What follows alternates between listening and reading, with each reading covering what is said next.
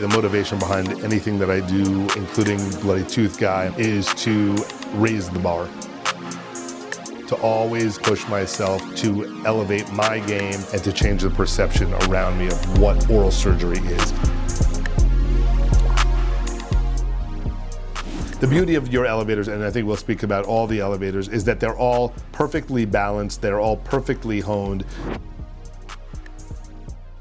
People use these things called periotomes, right, to extract teeth, because the concept is that they create atraumatic extraction. And that works in many, many cases. People love periotomes. But as an oral surgeon, somebody who has really in-depth knowledge of tooth extraction, to find something that is as respectful to the tissue and the tooth, but also as functional as what we need to move quickly and expeditiously through these procedures, this is that instrument. Again, to speak to like the perception of oral surgeons and the perception of exodontia in general as being rough, as being force-driven. If you watch what I do, it's really just the fingertips. There is no real force involved in tooth extraction in most cases. And so to have an instrument that will function with the finesse of a fine tip, but a very, very strong, firm hub here, and a consistent hub, that to me gives me a lot of confidence when I extract a tooth, because I know I could put the directed force in a calm way, and I'm just really working it with my fingertips. There's no lever, there's no pushing, there's no cracking, snapping. People ask me, how do I not fracture a tuberosity or an adjacent tooth, or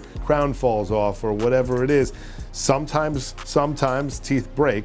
We handle them, but for the most part, if you're gentle and your forces are controlled and you know what you're doing with the right instruments, you can have a really good outcome.